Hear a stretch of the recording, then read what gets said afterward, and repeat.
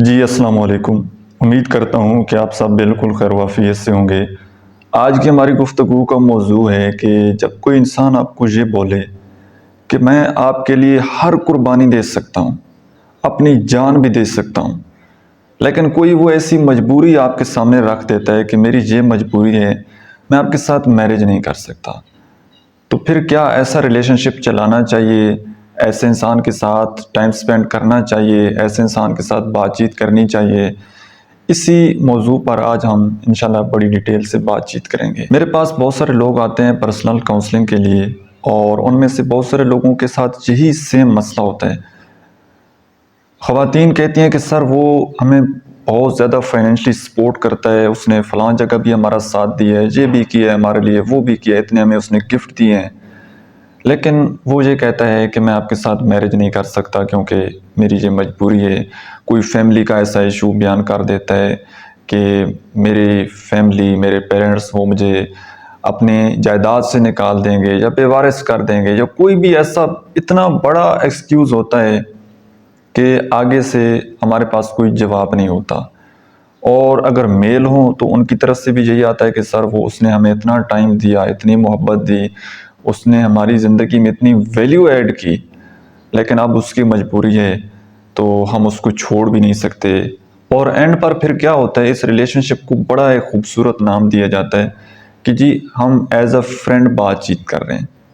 ठीक है, पहले जिसके साथ मोहब्बत थी, पहले जिसके साथ जीने मरने के वादे किए, अब अगर हम एक नहीं हो सकते, मैरिज हमारी नहीं हो सकती, तो फिर हम as a friend lifetime रहेंगे और अपनी एक दूसरे के काम आएंगे मुश्किल दिनों में। आपने मुझे सपोर्ट किया, मैं आपको सपोर्ट करूंगा, तो क्या है, कोई मसला नहीं है। इस तरह से कई रिलेशनशिप चल रहे होते हैं। एक्स्ट्रा मैरिटल अफेयर जिनको आप कह लें, वो भी कई ऐसे होते हैं कि जो कि पहले से होते हैं कि उनकी मैरिज किसी और के साथ हो जाती है, अटैचमेंट लव किसी और के साथ होता है, और कईयों का मैरिज के बाद उनके अफेयर स्टार्ट होते हैं। बहरहाल मैं आप सबको एक बात कहना चाहता हूँ, चाहे आप मेल हैं, फीमेल हैं, किसी भी एज ग्रुप में हैं, और बेशक कितना ही पुराना आपका रिलेशनशिप था, कितना ही अरसा आपने एक दूसरे के साथ वक्त गुजारा है, कितनी ही अच्छी आपकी अंडरस्टैंडिंग है, अगर आपकी मैरिज नहीं हो सकती, अगर आपका एक ऑफिशियल रिलेशनशिप नहीं बन सकता, तो उस रिलेशनशिप को छोड़ दीजिए, उस रिलेशनशिप को ख़त्म कर दीजिए। पता है क्यों? कहीं ना कहीं आप कंपेयर करेंगे उस इंसान को, अपने पार्टनर को, अपने एक्स से, और वो आपकी उम्मीदों पर पूरा नहीं उतरेगा। आप ये कहेंगे कि मेरी जो एक्स थी उसने मेरा इतना ख्याल रखा, वो मेरी इतनी केयर करती थी, वो मुझे इतना टाइम देती थी, वो मुझसे इतना प्यार करती थी। आप अपनी वाइफ से लड़ेंगे कि आप मुझे इतना टाइम नहीं देती। वाइफ जो है वो अपने हस्बैंड से लड़ेगी, उसको ये तो नहीं बताएगी कि मेरा कोई आपसे पहले भी कोई फ्रेंड था या कोई दोस्त था, लेकिन वो लड़ाई झगड़े आपके स्टार्ट हो जाएंगे सिर्फ इसी बेस पर कि आप अपने पार्टनर को कंपेयर करेंगे। और याद रखिएगा, ये फोन पर चिट चैट, व्हाट्सएप, ये जिंदगी और है और रियल लाइफ आपकी और है।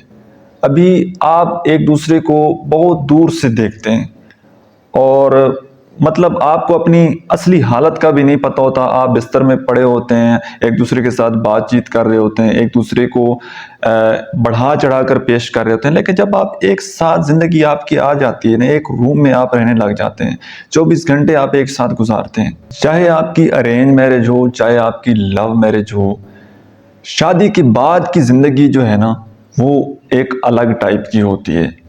जो लव है वो भी अरेंज की शक्ल में आ जाती है और सम टाइम अरेंज जो है वो लव की शक्ल में आ जाती है, क्योंकि उस वक्त आदमी को असल में पता लगता है कि मेरा पार्टनर मेरा कितना एहसास करता है, कितनी इज्जत करता है, कितनी केयर करता है, कितनी मोहब्बत देता है।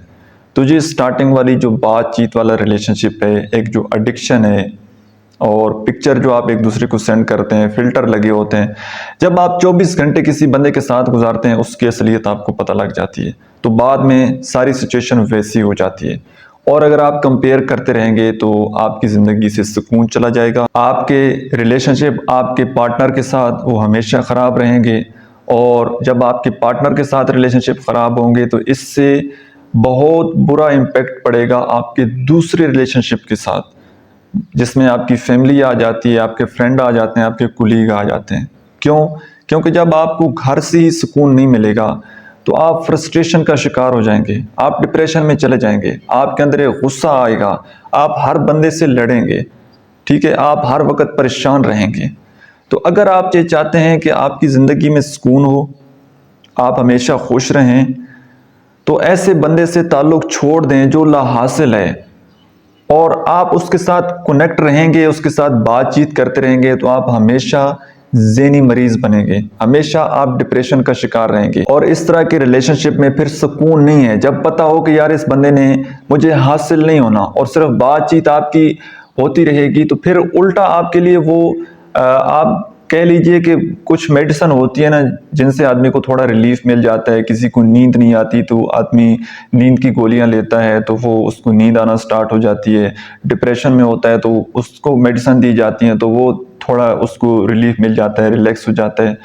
लेकिन ये एक मेडिसिन ऐसी है एक्स्ट्रा मैरिटल अफेयर्स की, या किसी ऐसे इंसान के साथ रिलेशनशिप रखने की जिसके साथ आपका कोई फ्यूचर नहीं है, ये आपको डिप्रेशन में जरूर ब जरूर धकेल देगी। देख लीजिएगा, जो लोग भी ऐसे रिलेशनशिप में हैं वो मेंटल इलनेस का शिकार होंगे, उनकी जिंदगी में सुकून नहीं होगा। और फिर कोई भी ऐसी हैबिट हो ना जिसको अगर ख़त्म ना किया जाए, अच्छी हैबिट हो तो उसको तो फिर आपको लाइफ टाइम साथ चलाना चाहिए।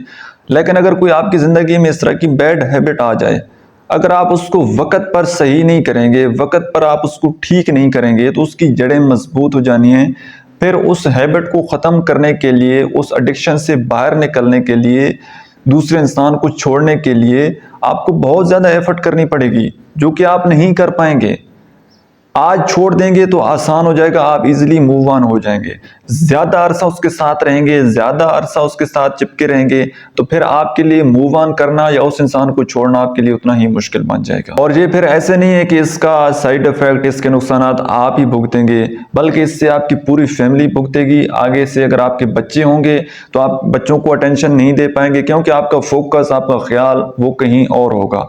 तो आप ना तो अपने जॉब या बिजनेस, अपने करियर को टाइम दे पाएंगे, ना अपनी फैमिली को टाइम दे पाएंगे, ना ही अपने आप को टाइम दे पाएंगे। आप एक एडिक्ट हो जाएंगे, जिस तरह एक नशेई वो चरस का एडिक्ट हो जाता है, आइस का एडिक्ट हो जाता है, सिगरेट का एडिक्ट हो जाता है। जब तक उसको वो नशा नहीं मिलता तो वो सुकून से नहीं बैठता। फिर आप इतने एडिक्ट हो जाएंगे कि जब तक दूसरा इंसान आपके साथ बातचीत नहीं करेगा, आपको सुकून नहीं मिलेगा, आपका किसी काम में दिल नहीं लगेगा। तो आज से ऐसे इंसान को छोड़ दीजिए जो आपको हासिल नहीं होता, या जो आपके सामने कोई एक्सक्यूज बनाता है।